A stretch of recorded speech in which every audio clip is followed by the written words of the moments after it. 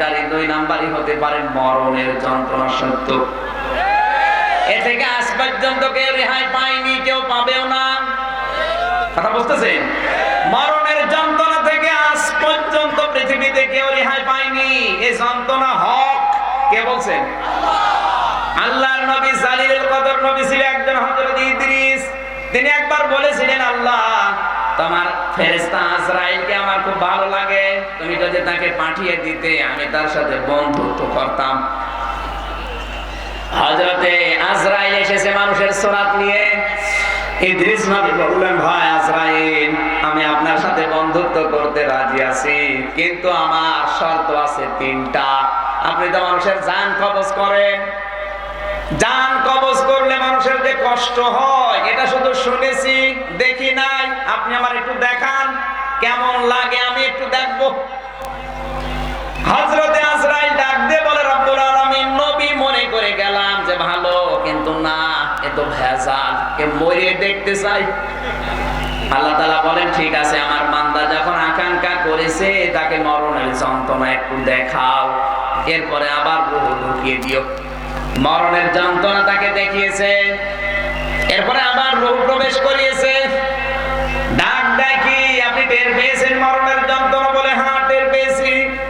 কোরআনের তাফসীরে পড়েছি, হযরত ইদ্রিস নবী তিনি জানিয়েছেন, আমি কিন্তু শক করে মৃত্যুবরণ করেছিলাম, যে কেমন লাগে দেখে। এই শকের মরণে কেমন কষ্ট হয়েছে আমার জানো? একটা জিন্দা ছাগলকে জীবিত অবস্থায় চামড়া ছিলে যদি লবণ দিয়ে ছেড়ে দেওয়া যায় যেমন কষ্ট পাবে, আমি শক করে মৃত্যুবরণ করে ওইরকম কষ্ট পেয়েছিলাম। তিনি শুধু শক করে মৃত্যুবরণ করে যদি এই কষ্ট পায়, আমরা যারা মরতে চাই না তাদের তো কোনো কষ্টই হবে না। হযরত ইদ্রিস বলে, আল্লাহর ফেরেশতা, 2 নাম্বার আমার আবদার এই, জাহান্নামে গেলে শুনে যে কষ্ট হবে, লা ইয়ামুতু ফিহা ওয়া লা ইয়াহইয়া, জাহান্নামে গেলে মানুষ বাঁচেও না মরেও না, বাঁচা মরার মাঝখানে থাকে। তো কেমন আযাব হয় আমার একটু দেখাও। জাহান্নামে নিয়ে যাও, আবার বের করে দাও। জাহান্নামে প্রবেশ করে আবার নিয়ে এসেছে। 3 নাম্বার আমার শর্ত, মানুষ জান্নাতে গেলে কেমন শান্তি পায়, ওই জান্নাতের সুখ আমারে দেখাও। জান্নাতে প্রবেশ করিয়েছে, এবার বলছে চলেন। হযরত ইদ্রিস নবী বলছে, আজরাইল তুমি ফিরে যাও, আমি আর যাব না, কারণ আমি আল্লাহর বক্তব্য জানি, খালিদিনা ফিহা লা ইয়াবগুনা আনহা হিওয়ালা। কোন মানুষ যদি জান্নাতে একবার যেতে পারে, কোনদিন আমার আল্লাহ তাকে বের করে দেয় না। আল্লাহ নিজেই তো জানিয়েছে যে বের করে দেয় না। তুমি বারবার ডিস্টার্ব করো কেন? আমি তো যে কোনো কায়দায় জান্নাতে চলে এসেছি, ফিরে যাও। হযরতে আজরাইল বলে, রব্বুল আলামিন, তোমার নবী ইদ্রিস খুব চালাক। আল্লাহ তাআলা বলেন, আজরাইল তুমি ফিরে আসো, আমার নবী ইদ্রিসের কপালে আমি এইটাই লিখেছিলাম। আমার ঝিনাইদহবাসী এখান থেকে যে শিক্ষাটা পেয়েছি, পৃথিবীতে এত দামি নবী জালিলুল কদর আদরের নবী পর্যন্ত মরণের যন্ত্রণা থেকে রেহাই। আরো জোরে বলেন, বিশ্ব নবীকে পর্যন্ত আল্লাহ মরণের যন্ত্রণা থেকে রেহাই দেয়নি। টের পাইয়েছে যে এরকম হয়। হযরতে আজরাইলের সময় বলেছিলেন, হে রাসূল, আপনার চোখ দিয়ে পানি গড়িয়ে পড়েছে, আমি দেখতে পেলাম। এই দুনিয়াতে 100 আমির হামজার হাতে যে শক্তি আছে, আমার নবীর এক হাতে ওইরকম শক্তি ছিল। এত বড় শক্তিশালী, এত বড় শক্তিশালী সুপুরুষ, তার যদি মরণের যন্ত্রণা একটা হাত রাখার কারণে তিনি সহ্য করতে না পারে, আমাদের কি হবে বলেন তো?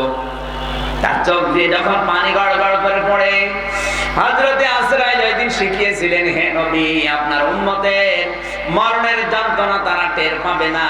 মায়ের স্তনে খাবার খেতে খেতে যেভাবে ঘুমিয়ে যায়, ওইভাবে আপনার উম্মতেরা ঘুমিয়ে পড়বে। যদি একটা আমল দুনিয়ায় করতে পারে, 5 ওয়াক্ত ফরজ নামাজ পড়ার পর আয়াতুল কুরসি সূরা বাকারার 255 নাম্বার আয়াত যদি ওরা আমল করতে পারে। আমল মানে কি? আপনি শুধু চামড়ার মুখ দিয়ে নামাজের পর একবার পড়ে নেবেন, হয়ে গেল না। এখানে যে 10টা ক্ষমতা আছে, এই ক্ষমতা আপনার প্র্যাকটিক্যাল লাইফে, বাস্তব জীবনে আপনাকে দেখাতে হবে যে আমি এটা মানি, তারপরে আপনার মরণের যন্ত্রণা হবে না। তাহলে এই 10টা জিনিস আজকে জানার দরকার নেই? আছে।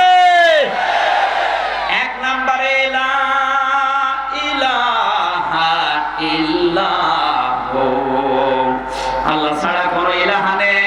কি নেই? ইলাহ মানে, ইলাহ শব্দের শাব্দিক অর্থ হচ্ছে ইবাদত পাওয়ার যোগ্য। এই পৃথিবীতে আল্লাহ বাদে ইবাদত পাওয়ার যোগ্যতাই কারো নেই। এখন ইবাদত কি?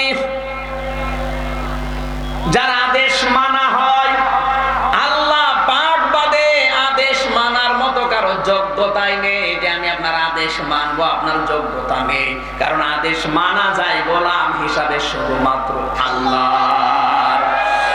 এখানে যারা বসে আছেন দলমত নির্বিশেষে আয়াতটা মিলান তো, খালি লা ইলাহা ইল্লাহু পড়ে শেষ করে দিলেন।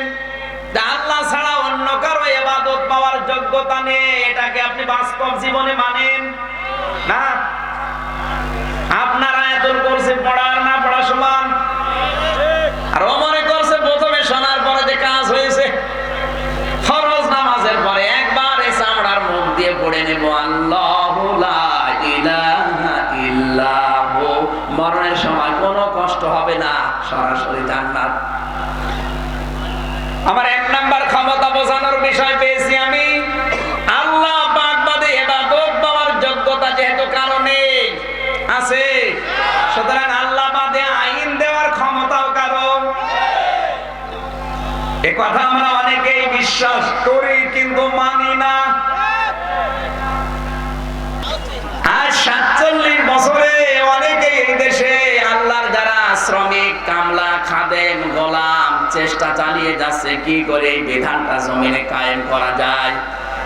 কিন্তু যারা এই মাস্তানি করে, অস্ত্র নিয়ে, শস্ত্র নিয়ে, শৌর্য বীর্য নিয়ে চেষ্টা চালিয়ে যাচ্ছেন এটা যেন কায়েম হতে না পারে।